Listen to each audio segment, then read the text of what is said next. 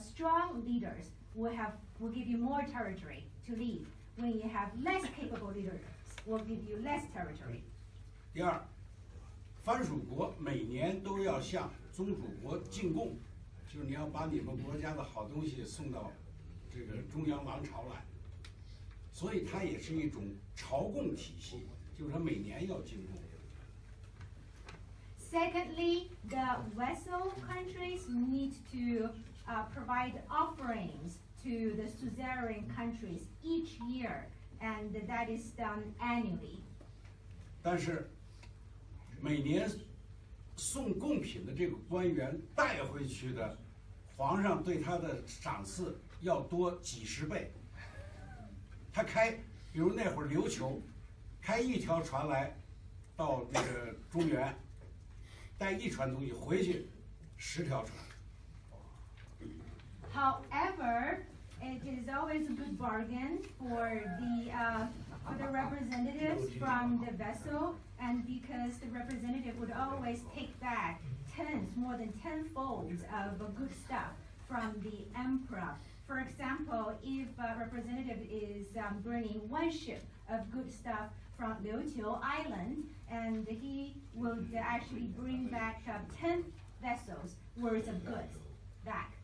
第三，就是中央王朝有责任保护藩属国的安全，出了问题，中央就要派军去帮助他，这是你的责任。Thirdly, the emperor has the responsibility to protect the vassal regions. When there are security threats, the central government needs to dispatch military troops to protect the vassal. It is their responsibility. 第四，藩属国有充分的主权和自由。And number 4, the vassal regions have full autonomy and freedom. 中国的皇帝要的就是个名义，一种满足感。And the Chinese emperor only wanted this very honorable title and is a sense of fulfillment. 毛泽东看的中国古书啊，太多了。And Chairman Mao Zedong has read many Chinese classic texts. 我敢这样说，他比一般的中国的历史学家读的中国的古书都要多。陈坚，你说是不是？他读的史比你我2个人和我们这里所有的做中国历史加在一起还要多。但是他古书主要是读《资治通鉴》。24，还有野史，他要读野史。又是一个词汇。And I dare to say that the total number of classic books that Mao Zedong read exceed all the classic Chinese books that all our historians here have read. And then there's a discussion among the 3 scholars that whether he only read formal, official historical records, or he also read some informal and official historical records. 所以你要理解毛泽东，你多少得读点中国的古书。So in order to understand Mao Zedong, you need at least to read some Chinese classic texts. 天朝观念就是毛泽东继承下来一个他对待中国周边国家的一个主要的理念。And Mao Zedong has apparently inherited this concept of celestial or heavenly empire, and that is a major concept that he had regarding ruling China.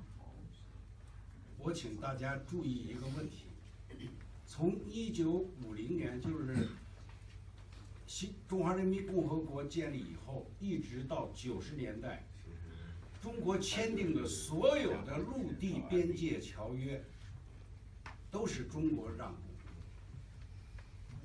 都是中国在双方有争议的领土当中，都是中国做出了比较大的让步，有的多，有的少，但都是中国做出的让步。I ask you to look at one phenomenon here. Between 1950 and 1990s, that's which after People's Republic China was founded till the 1990s, among all the treaty or the border treaties of inland areas between China and other countries. China always kind of taken a concession point of view, and whenever there are confrontations, it was always China who made compromise, be it a bigger compromise or a smaller compromise.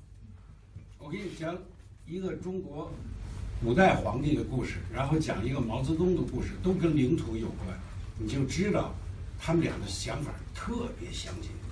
I would like to share with you a story about an ancient emperor and a story of Mao Zedong. Both are about their attitude regarding territories. After you hear these two stories, you probably understand why I say they share very similar ideas. 清朝雍正6年，这个越南王和这个云南王，他们两个为一块土地发生了争执。And during the Yunzhong Emperor's time, and this is the 6th year into his ruling, that the leader of Vietnam and the leader of Yunnan came into a confrontation.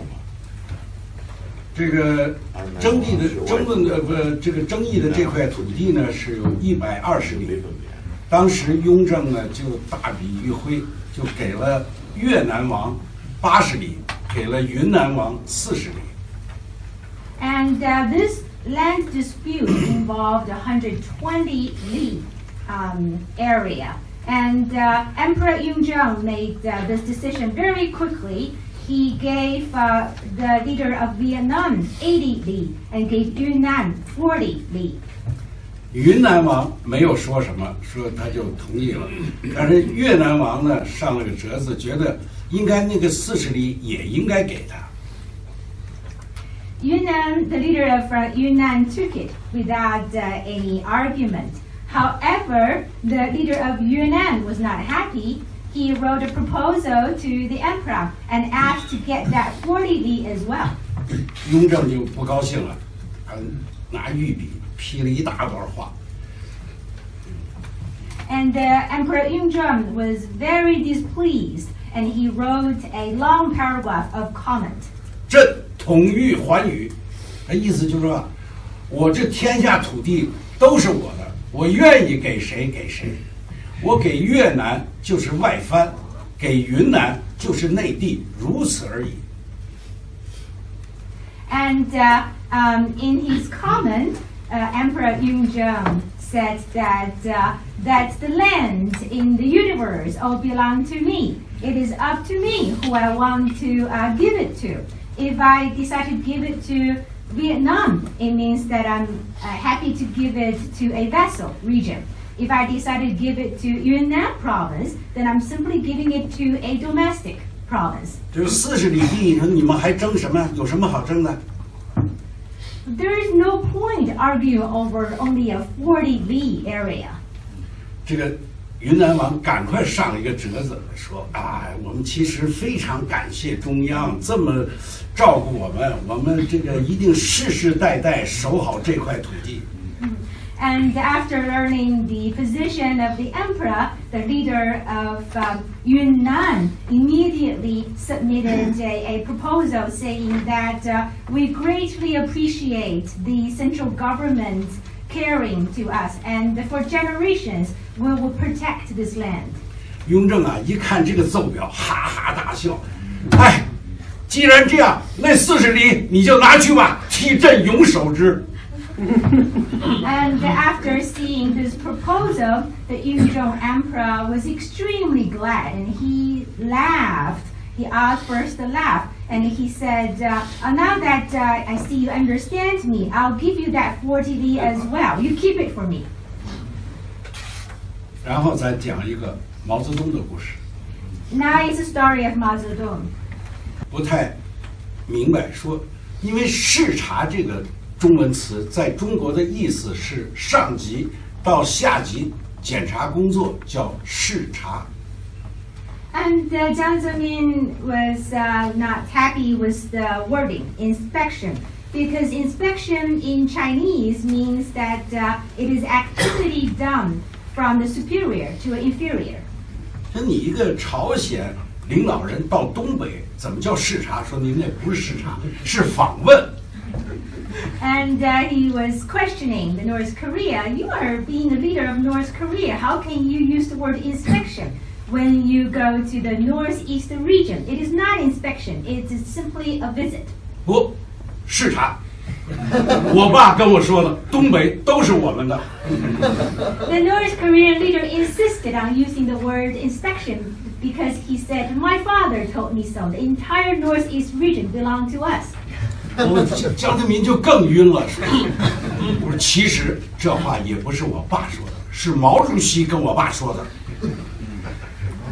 Jiang Zemin became even more confused, and then the Korean leader said, "Actually, this was not from my father. After all, it was what Chairman Mao told my father." So. 江泽民就停止了那个谈话，他谈不下去了，就是赶快下来找中央联络部部长朱良。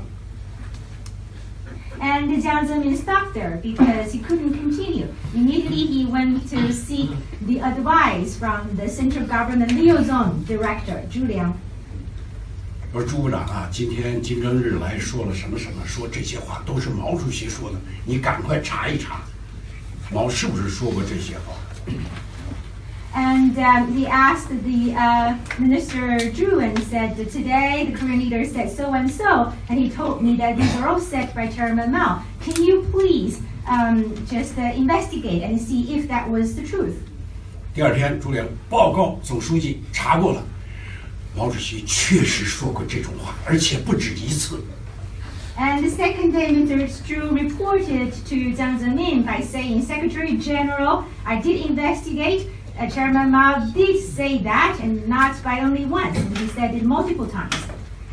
我在写这本书的时候查了一下，从1958年到1964年，毛泽东就提到中朝领土问题和东北问题，一共讲了5次类似的话。 While I was writing this book, I did research into the period between 1958 and 1964 and found that Mao Zedong has mentioned and had such remarks 5 times regarding China-North Korea relations as well as the northeast regions. 其中有2层意思，一层讲领土问题，一层讲管辖的问题。 There are 2 layers of meanings involved.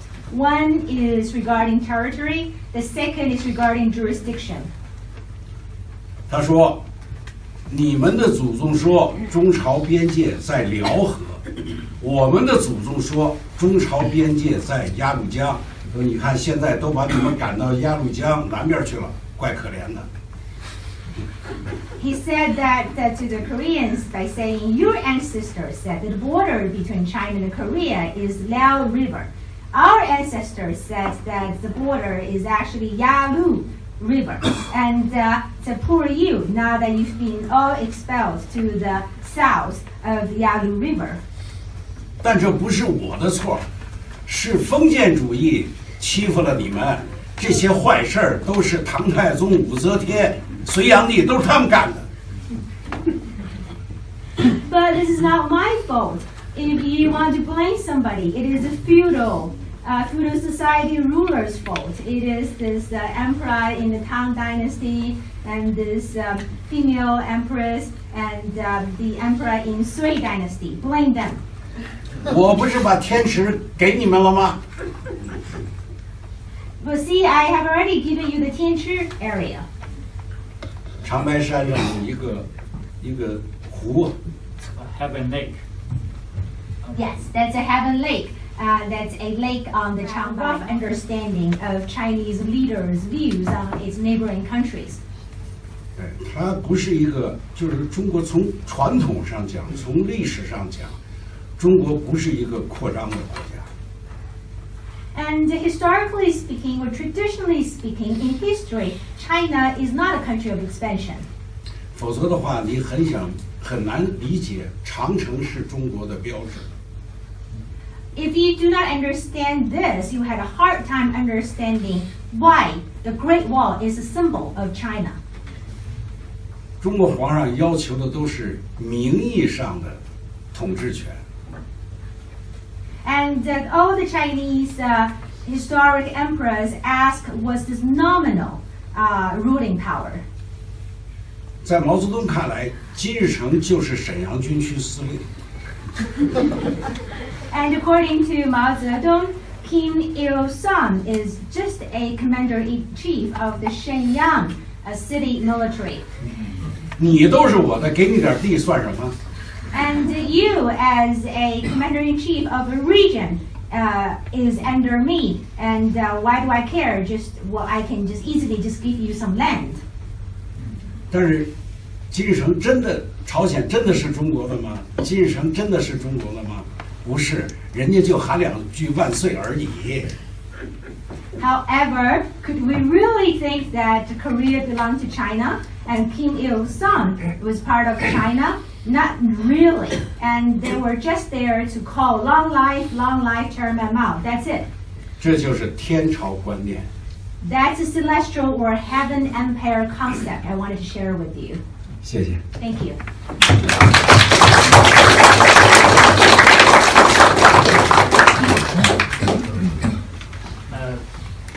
Christian said that I should say a few words, but as you know, these are the books of Professor Seng and Professor Li. I have some small role in making the English version. So it has been my great pleasure to have worked with Professor Li and Professor Seng in the last 10 years. They are the two of the most prominent historians in China. In the last 10 years, after we produced 3 monographs in English. In addition to these two, there are also Mao and the Sino-Soviet Partnership, 1945-1959, a new history, which was published in 2015. We also collaborate to publish many, I would say, or numerous major articles, which were published in the English Language Journal. So what is my rule? I said I have a very small rule. So in these English manuscripts, these books and articles, Professor Li and Professor Seng graciously granted me much freedom in deciding what I want to include in the English version, what I want to add based on my reading of secondary literature and other sources, and what I think should be included. Professor Seng's book on the history of Sino-North Korea relations was previously published in Japanese. I think that is 2015. 日本是2016年出版的。Okay. So actually, you see, the English version was first the Japanese version was first published in 2016. Then is Korean version. And then the Chinese version. But Chinese version was not published in mainland China, but published in Hong Kong.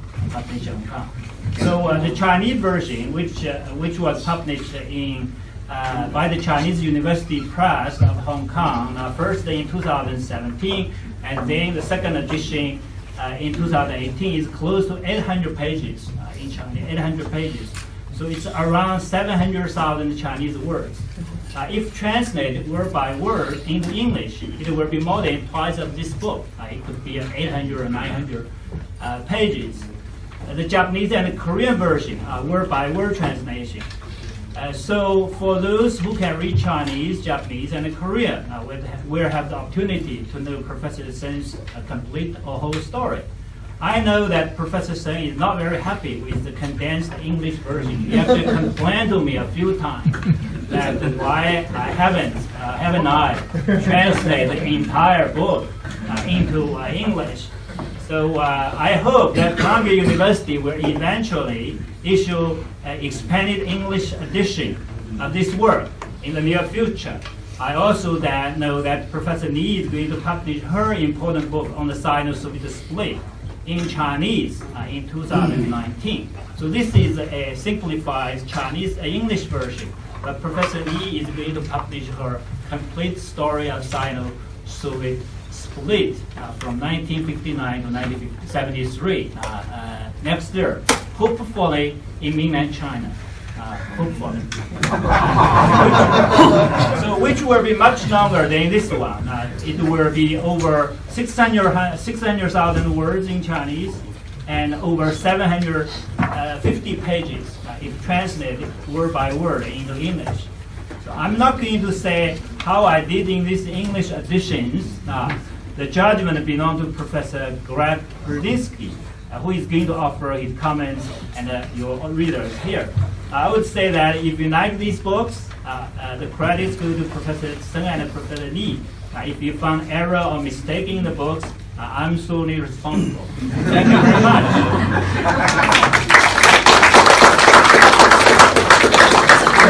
Thank you, Fang. I think we're all grateful to you for a variety, even larger number of reasons now. So thank you.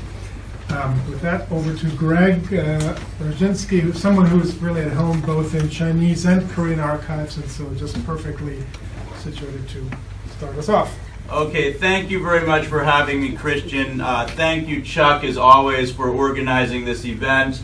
It's really a great honor to be seated here alongside Professor Shen and Professor Li, two people whose work I greatly admire, and also two scholars who are just incredibly generous with foreign scholars who are interested in China and travel there. So it's a great honor to be up here with them. I also want to compliment Yafeng, who has done just some excellent work in helping, yes, the books are condensed, they're translated, but I think Yafeng does a great job in making some of the points that are of most interest to people in the West who probably aren't going to read an 800-page book. I think Yafeng does a good job of making the important points shine through. Both of these books feature very deep, very exciting new research about two of China's most critical Cold War relationships. These are, of course, two relationships that have become critical to contemporary international politics as well. I'm going to start with Professor Shen's work. I'm going to flip the order. I hope that doesn't get me into trouble, and I'm not trying to, change who the leader is or anything like that. I happen to be one of the readers for Professor Shen's book, and so I read it first and was thinking about it first. Even though some of the things he said today are a little bit different from the book, and so I'm actually going to change. I gave them a script of what I said, but I'm going to go off script just a little bit for part of my comments. First of all, what was interesting in what you presented today, Professor Shen, is the way Chinese see things, or the way Mao Zedong sees things. And from what you were saying, what's really dominant is this idea of Mao as empire. And North Korea and North Korea's leadership, they are under the Chinese empire, or they're under the protection or guidance, or whatever word you want to use, leadership of the Chinese emperor.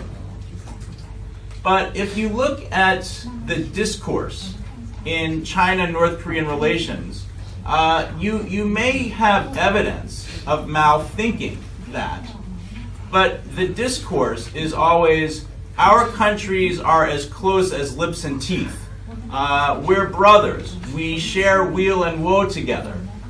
So I'm wondering how that discourse, this idea of China and North Korea as close as lips and teeth, meshes with this idea of China as emperor and North Korea as basically a suzerain of or a suzerain state, I guess is the proper expression of China.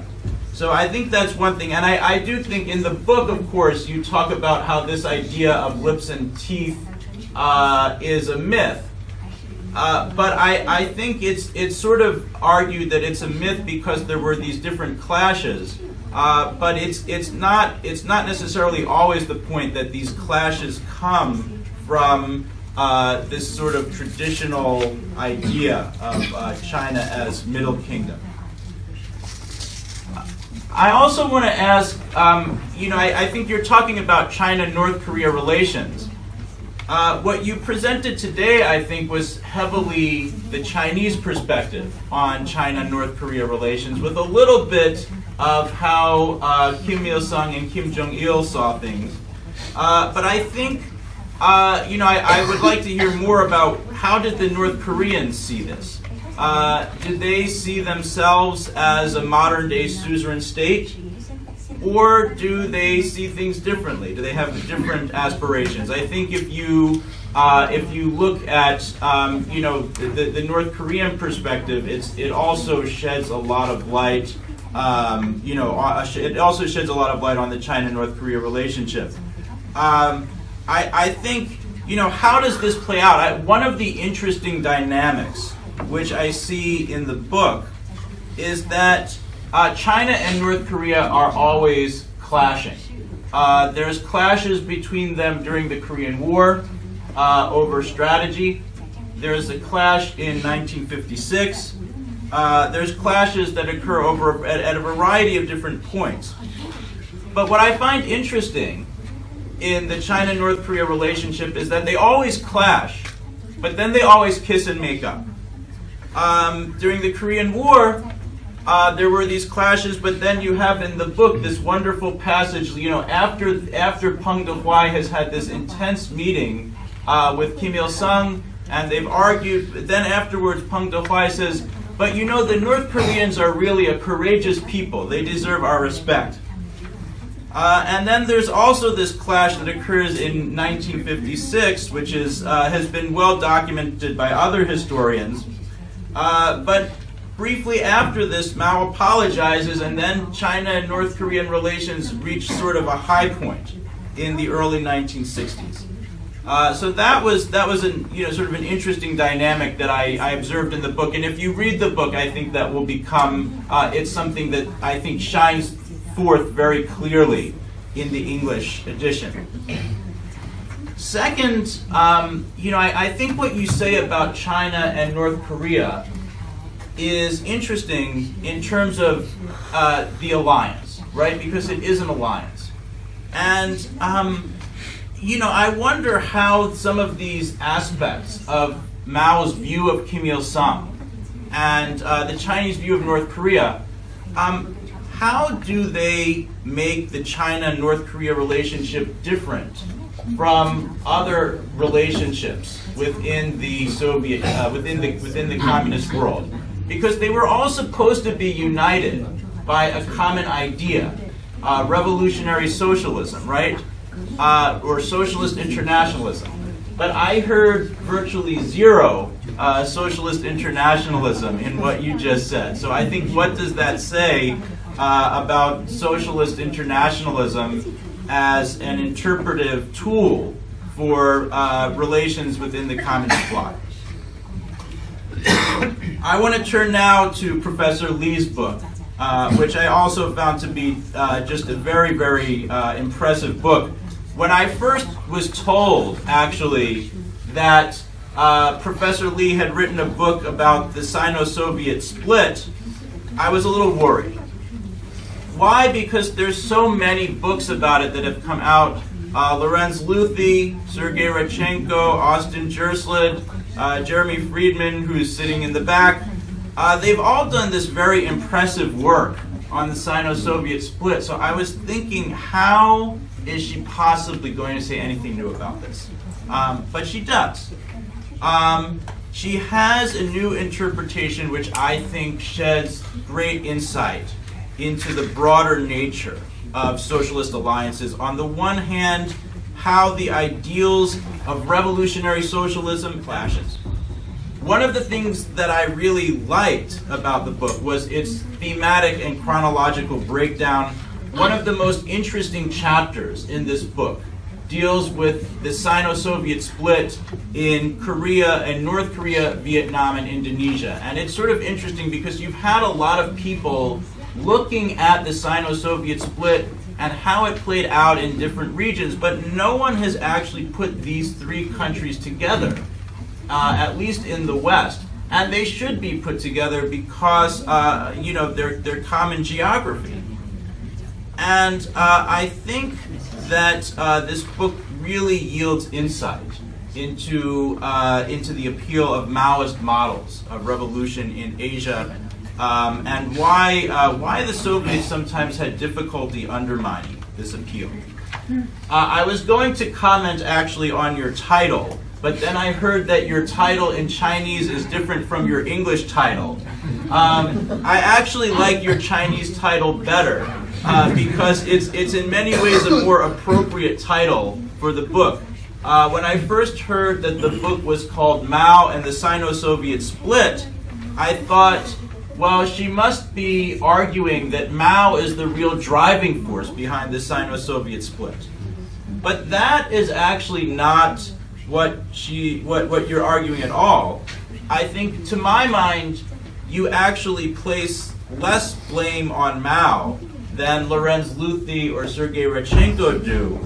And so I was thinking you should have called it something like Inevitable Differences, but I think this other title, I don't have it. They broke up and regretted breaking up is what I got from the translator, but I think that actually works better in a lot of ways.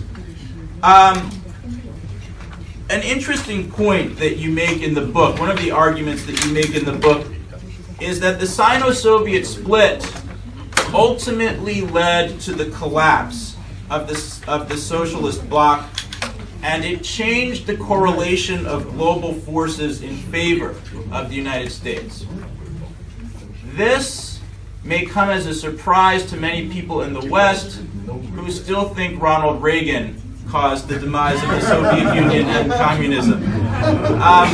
I'm not saying they're right. I'm not saying you're right, but according to your book, the final split between China and the Soviet Union occurs during the late 1960s and early 1970s. But from the American perspective, the Soviet Union doesn't seem to be getting weaker in the late 1960s and 1970s. In fact, it seems to be getting stronger during the 1970s, and this was evidenced by Soviet adventurism in Afghanistan and Africa. And so, how can you reconcile the Soviet Union's greater adventurism during the 1970s with this idea that the Sino-Soviet split is shifting the balance in favor of the West? A final point that I'm interested in your book, Professor Lee, is the relationship between international politics and domestic politics, especially when it comes to the Cultural Revolution. Most scholars start with the Cultural Revolution and then look at how the influence of the Cultural Revolution got projected outward. For instance, they often argue that the radicalism of the revolution caused China to isolate itself from the rest of the world and damaged its relationships with its neighbors. But your arguments at times seem more focused on how the international caused the domestic. You write that the Sino-Soviet split became one of the origins of the Cultural Revolution. So I wonder what you see as the most important driving force here. Did domestic politics and ideas drive China's foreign policy, or was it the opposite? I think both of these books, I've raised some questions for the authors, but I think these are, I think every great book raises big questions and raises important questions. And so I think it's really a sign of the significance of these works that you read them and they leave you with a lot more questions. They answer a lot of questions, but they also leave you with a lot of questions about the broader nature of China, China and its alliances, and China's role in the world today. Thank you. Thanks so much, Greg. We have a few minutes left for discussion. Maybe we can go, Chuck, I think it's okay for us to go a little bit over time. I know there were lots of questions directed at the authors, but I do want to right away kind of open it up for your comments and questions and give the authors a chance to respond. I know there are a number of China experts in the room, some were already pointed out. That should not inhibit all of you, also the students, to ask questions, small or large. Yeah. I have a question. I'm not sure which should go. Wait for the microphone. I'm sorry. Oh, my question is, How introduce yourself to the yeah, Neil Silver, retired U.S. diplomat. My question is, North Korea started from 45 to the Korean War. It was a satrapy, if anything, of the Soviet Union. It was created by the Soviet occupation. So China wasn't there as suzerain power. What was it about either the Korean War or the immediate aftermath that led, or did it lead, the Chinese leadership to believe they were in a radically different relationship with North Korea? And how was it actually seen from the North Korean side? What was going on in the reconstitution of North Korea that either involved the Russians and or the Chinese, or was totally indigenous? Just how did this thing go from this 5-6 year period when it was Russia's to a completely different situation, or was it a completely different situation? Thank you. Any other questions? Yeah. Yeah. Hi, my name is Yun Zhezhong. I'm from College of William and Mary, and after listening to Professor Shen's talk, I think I have a question regarding Koreans' consideration of China in the 1950s. So I read it on other books that North Korea, Kim Il-sung had a purge of Soviet faction and Chinese faction in the Korean, I think, Politburo, and also the just the party. And what do you think about North Korea's perception about China, about Mao Zedong at that period because of the purge? And that's all. Thank you. Thank you. All the way in the back. Hi, my name's Clifton Hartz. I'm just interested citizen, not affiliated with anyone. But so the authors mentioned that the Soviet Union had a revisionist change, and Mao Zedong was worried about that. So I was curious if they could go into a little more detail. What was that revisionist that they were worried about, and what caused Mao Zedong to change his perspective on the Soviet Union?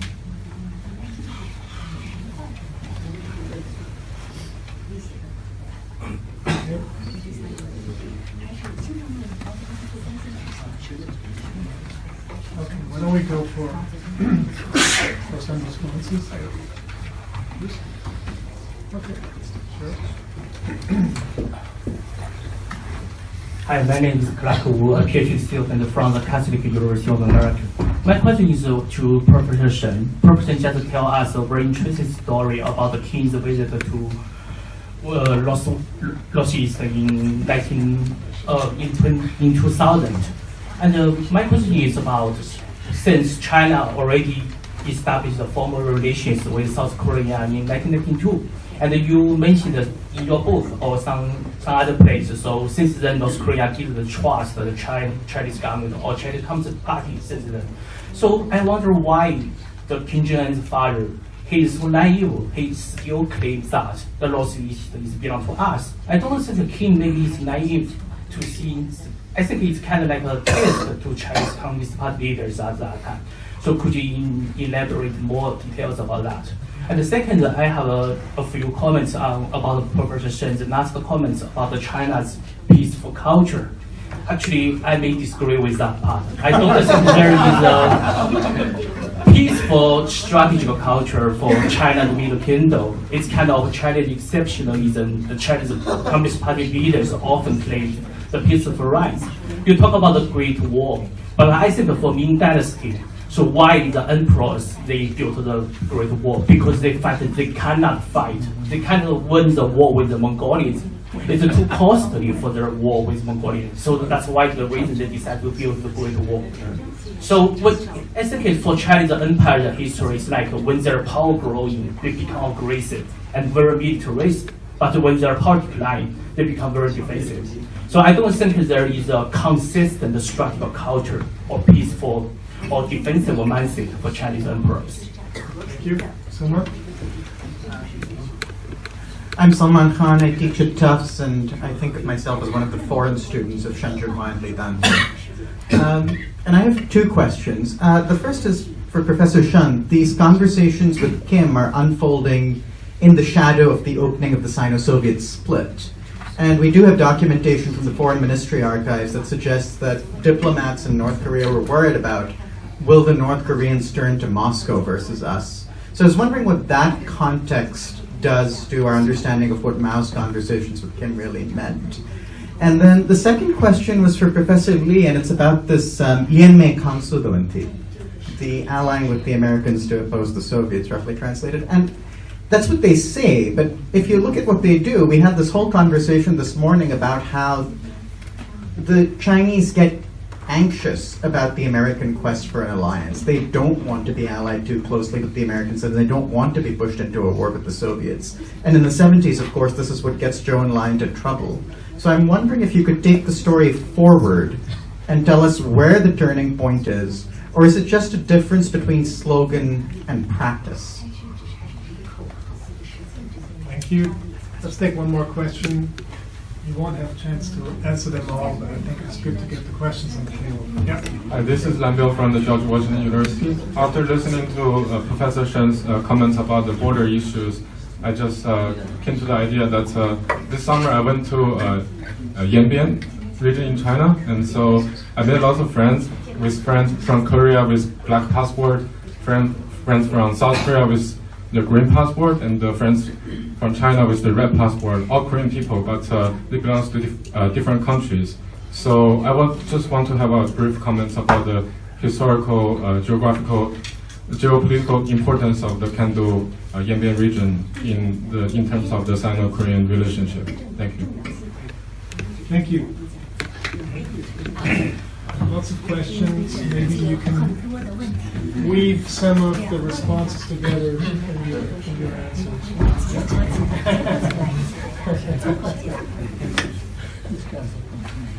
好吧，这个领导让我先说。It's my leader asked me to start, so I will start. 几个问题我综合一下说吧。一个关于中朝血盟关系的这个说辞。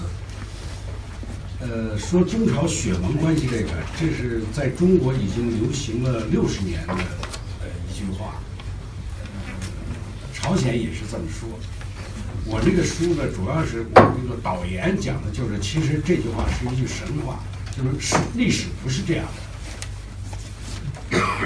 The first, well, I will sum up the several questions and answer them sort of together. The first question is regarding the saying of the lip and teeth relationship between China and North Korea. China has been using this wording for 60 years, so is North Korea. And however, in the introduction book, part in my book, I mentioned that this is actually just a myth. Historically, that's not true. 1955年，苏联大使馆给外交部写了一个报告，讲当时的他们观察到的中朝关系。In 1955, the Soviet Union embassy and submitted a report to the Foreign Affairs Office, and in it, it illustrated the China-Soviet Union relationship that it had observed. 原话是这么说的。祖国战争没有实现祖国的统一，主要是中国人在捣鬼。And the original text goes like as the following: that our country's battle it had observed. 原话是这么说的：祖国战争没有实现祖国的统一，主要是中国人在捣鬼。And the original text goes like as the following: that our country's battle had not achieved unification. That was due to China. 是他们不想让我们统一，他们害怕我们统一。They didn't want us to unify. They are afraid of our unification. 我在这个书里头详细分析了朝鲜战争时期中国和朝鲜的高层之间的矛盾和分歧。And in my book, I had written in detail the dispute between the high-level Chinese officials and North Korean officials during the Korean War. 所以我得出了一个结论：中国为朝鲜流了不少血，但是没有形成友谊。And my conclusion was that China has shed a lot of blood for North Korea. However, no friendship was maintained. 但是就两国家利益来说，这个同盟关系是形成了，因为他们都是在社会主义阵营的这个框架内共同对付美国，所以这个同盟关系是有的。However, just considering the national interest, we could say the allies between the two countries were founded because they were both part of the socialist bloc, and they both had this goal to fight against the United States. 但是这个同盟关系，它指的是一个外在的两国的利害关系，并不是指领导人之间的关系。However, these alliances only existed among the leaders of the two countries. It is external, and it is only among the national interest. It is not the real relationship between the leaders of the two countries. 毛泽东曾经2次向苏联建议撤掉金日成，一次是1949年，一次是1956年。And Mao Zedong had twice advised the Soviet Union to let go Kim Il-sung, and one was in 1949, one was in 1956. 后来他发现这个事做不成，然后他就改变了自己的做法。But then later he found that he couldn't succeed in doing this. Then he changed. 他在中朝关系最紧张的时刻做了2件事儿，来这个收服金日成。And during the most intensive time of the China-North Korea relationship, he did 2 things to kind of persuade Kim Il-sung. 1957年决定把所有的住在朝鲜的中国军队全部撤回。In 1957, he decided to withdraw all the troops, the Chinese troops based in North Korea. 1962年决定把天池和长白山让给朝鲜。And in 1962, he decided to give the Heavenly Lake and the Changbai Mountain to North Korea. 所以我讲这个天朝观念、藩属关系是毛泽东的一种观念，就是他处理和朝鲜关系的一种理念。So when I talk about the celestial empire or heavenly empire concept, as well as the suzerain vassal relationship, it is a conception that Mao Zedong had when he dealt with the neighboring countries. 但实际上，为了实现这个理念，就是中朝关系实际的发展在60年当中是起伏不定的。However, during the implementation of this concept, we actually see a lot of ups and downs in the 60 years of the bilateral relationship. 第二个，我解释一下，北斗湖那个就是关于国际主义和这个藩属关系等之间的联系。Secondly, I wanted to answer this question about the connection between the Socialist International and the suzerain vassal relations. 其实，在很多方面，这个国际主义的观念和中国传统的这个宗藩关系的观念是相通的。Actually, in many ways, that this socialist internationalism and the suzerain vassal relations share similarities traditionally. 比如无产阶级没有祖国，没有国家的观念；比如这个没有国界的观念；中苏原来就没有国界，咱们都是兄弟，要什么国界？这些都是很相似的。For example, for those classes, people of certain classes who do not have any possessions or properties, and they really do not have this border kind of divisions. And there are no nations, borders among them. And historically, China and Soviet Union said, we do not have any borders between us. 而且1949年，斯大林就答应说，毛泽东，你就是亚洲革命的领袖，他自然就形成了哇，这中央王朝又回来了。So back in 1949, Stalin promised Mao Zedong as the leader of the Asian Revolutionary. So automatically, Mao felt that the Celestial Empire came back to him. 第三个，我解释一下中国和朝鲜关系、苏联和朝鲜这个三角关系到底是怎么运作的。Thirdly, I want to talk about how this triangular relationship of China, North Korea, and Soviet Union was operated. 就中国跟朝鲜的关系啊，它有两层，一个是历史上的，一个是地理上的这种必然的联系。And between China and North Korea relations, there are two folds. One is historical relations, the second is geographic relations. 但是朝鲜的领导人呢，却是苏联选定的。However, the leaders of North Korea were handpicked by Soviet Union. 1956年，毛泽东跟米高扬讲了一句话，特别这个实在。And in 1956, Mao Zedong had this remarks with Mikoyan, and this very practical comment. 金日成这棵小树啊，是斯大林栽下去的。And this baby tree, which refers to Kim Il-sung, was planted by Stalin.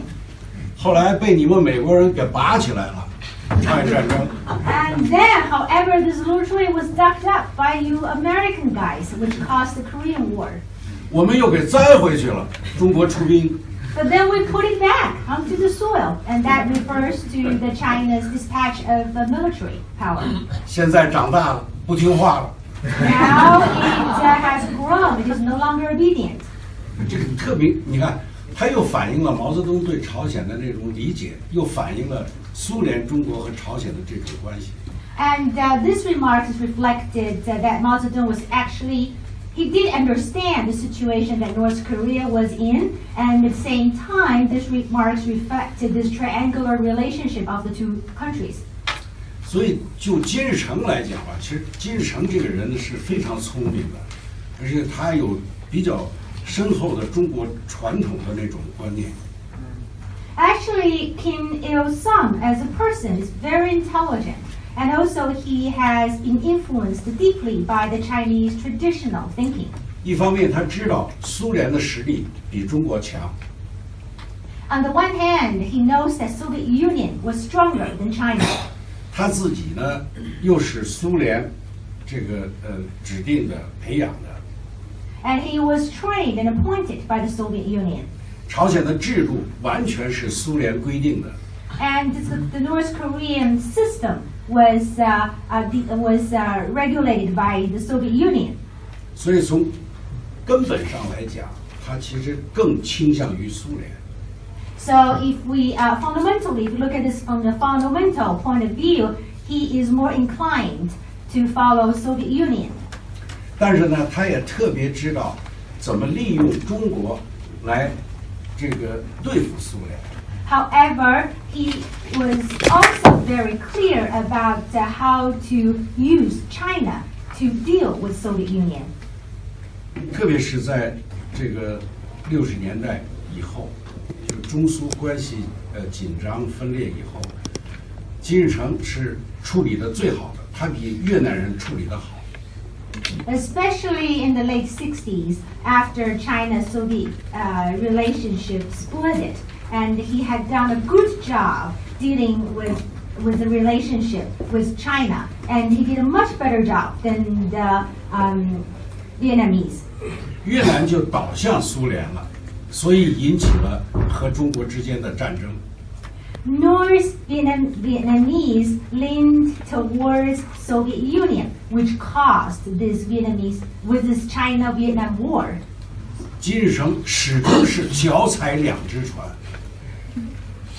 However, Kim Il-sung kept putting himself onto boats, and which means he kept a relationship with both countries. 但是他能够两边得益，两边受利。 He was able to benefit on both boats. 关键的原因就是这两个大国不和。 The key reason was that because the two other big countries did not like each other.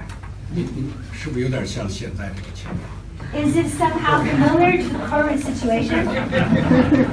最后讲一下所谓和平主义，刚才这位先生提这个。 Finally, I want to comment on this peaceful stance. 我不是讲我也没有书里头和刚才我的讲话当中也没有讲过和平主义这个概念，我讲的也不是中国的和平政策或者是侵略政策这个问题。 Well, neither in my book or in my comment earlier, I really didn't touch upon this peaceful theory or or China's stance on keeping a peaceful relationship with others or invading others. 这个5000年的中国历史当然是有和平的时候，有战争的时候。 And in the 5,000 years of history, there was, of course, peaceful time and wartime. 而战争的目的是什么？ However, we need to look at the purpose of the wars. 如果战争的目的是为了掠夺更多的领土，它就是一种扩张。 However, if the purpose of the war is to loot more territories, then it is expansionism.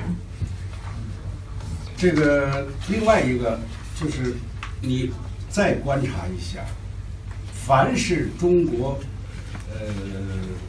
就是战争比较剧烈的时候，其实都是不是中原民族对外打，而是外族打到中国来，比如蒙古、清朝、满人。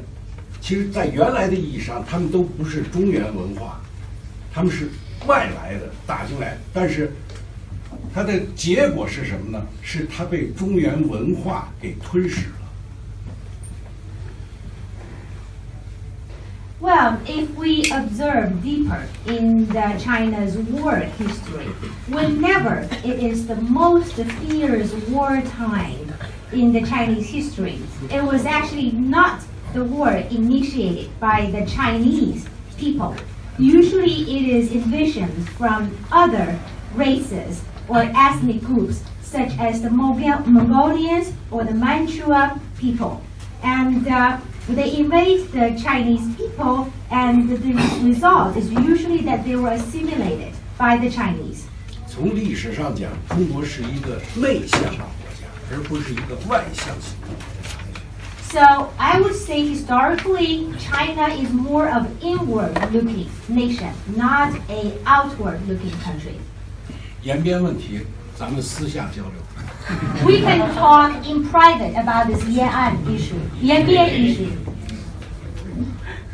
好，我来回答问题。我先回答虎子的这个第一个啊，就是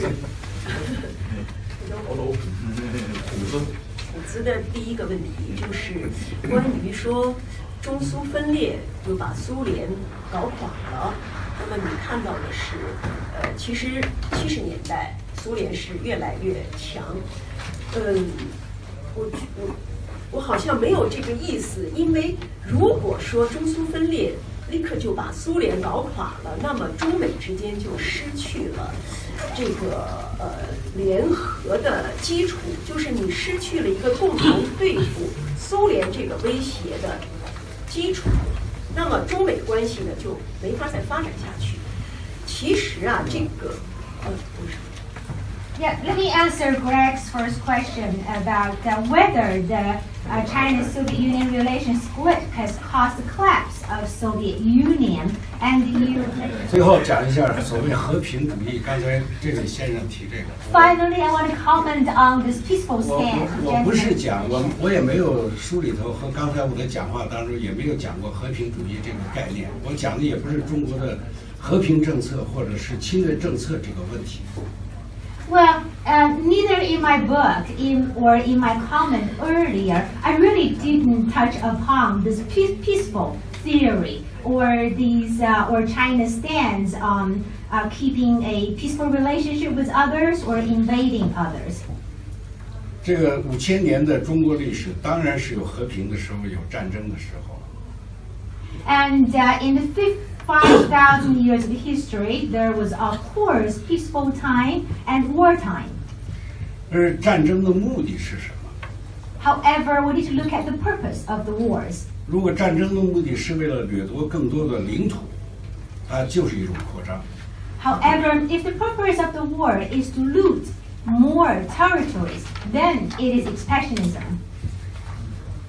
这个另外一个就是你再观察一下，凡是中国就是战争比较剧烈的时候，其实都是不是中原民族对外打，而是外族打到中国来，比如蒙古、清朝、满人。其实，在原来的意义上，他们都不是中原文化，他们是外来的打进来，但是它的结果是什么呢？是它被中原文化给吞噬了。 Well, if we observe deeper in China's war history, whenever it is the most fierce wartime in the Chinese history, it was actually not the war initiated by the Chinese people. Usually it is invasions from other races or ethnic groups, such as the Mongolians or the Manchua people. And they invade the Chinese people, and the result is usually that they were assimilated by the Chinese. 从历史上讲，中国是一个内向的国家，而不是一个外向型的国家。 So I would say historically, China is more of inward-looking nation, not a outward-looking country. 延边问题，咱们私下交流。 We can talk in private about this Yan'an issue, Yanbian issue. 好，我来回答问题。我先回答虎子的这个第一个啊，就是虎子的第一个问题就是关于说中苏分裂就把苏联搞垮了。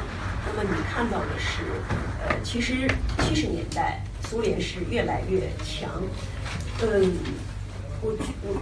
我好像没有这个意思，因为如果说中苏分裂立刻就把苏联搞垮了，那么中美之间就失去了这个联合的基础，就是你失去了一个共同对付苏联这个威胁的基础，那么中美关系呢就没法再发展下去。其实啊，这个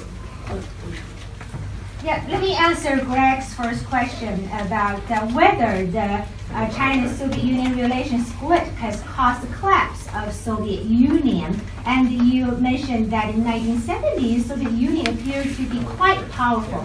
But actually, in my book or in my presentation, I didn't mean to give you this impression that the split has caused the collapse of Soviet Union. Actually, it's just opposite, because Soviet Union remains strong, and it has provided a basis for the China-US alliance, because they now have a shared goal, which is to tackle the Soviet Union. 从这个国际舞台上来看啊，中苏分裂呢，我们可以说是造成了2个结果，一个就是社会主义阵营的分裂，一个是共产主义运动的分裂。So on the international stage, we could say that the China-Soviet Union split has caused two consequences.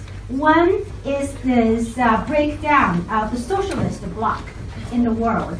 The second is the disappearance of the communism movement. 从社会主义阵营的角度上来讲，中国后来就是说我退出社会主义阵营，既然社会主义阵营还是以苏联为首，那么我退出。那么国际共运呢，是大多数国家都跟着苏联跑，因为中苏分裂以后，国际共运也发生分裂，产生了许多的左派的党、左派的组织。那么所以毛呢就说我要领导左派党进行，就另起炉灶，另外干了，造成了这个分裂。And on the socialist bloc front, China basically said that we're leading because the Soviet Union now is the leader of the socialist bloc. And on the international communism movement, we know that majority country used to follow the Soviet Union. But now there is this split, and there appear to be a number of leftist groups. And Mao Zedong said that I'm going to lead all these leftist groups and form a new organization. 那么从哪个角度来看中苏分裂对拖垮苏联是有影响的呢？就是说，中国呢，毛泽东要73年、74年，毛要建立一条线、一大片一个国际反苏统一战线，他不断地向美国人强调，苏联的战略重点在欧洲。实际上呢，就是动了美国的蛋糕，你影响了美国的利益，所以中国呢和美国是有联合的共同的基础的。那么，这个中国当时邓小平呢，在这个会见美国的战略代表团的时候，其实他说了的话都是，我所看到的文件，73年、74年。中国一直在宣传的这种，就是说，苏联它实际上啊，它有，比如说它有400多万的军队，它有100多万放在这个苏中边境，那么还有3/4的兵力放在欧洲，所以可以看出它的重点在欧洲，它是声东击西。那么中国要和美国联合建立这么一个。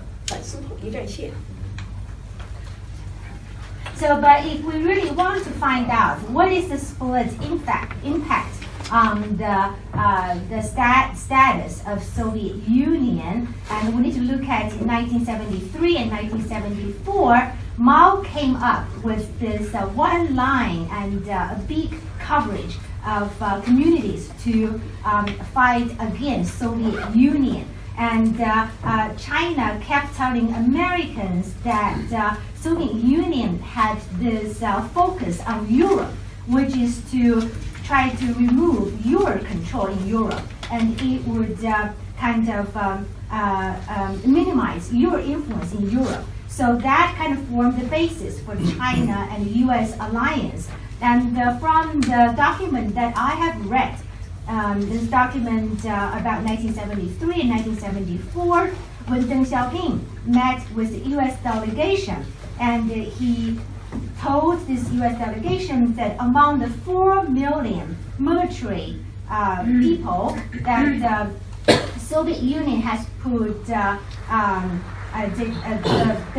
40,000, that they have put 10,000 on the China and Soviet Union border, and for the rest, which is 3/4, they put them in Europe. That means they are really focusing their real attention is on Europe. So this is why I say that China is paving the way for the China-U.S. alliance. 就是毛泽东的这种认识中国的这种战略方针，实际上呢，就使得苏联不得不，就是来对付，就是抽出很大的力量来对付中国。所以我们也可以说，从这个角度上讲，中苏分裂拖垮了苏联。So because of Mao Zedong's strategic plan, and Soviet Union had no choice but to invest more energy and resources in dealing with China.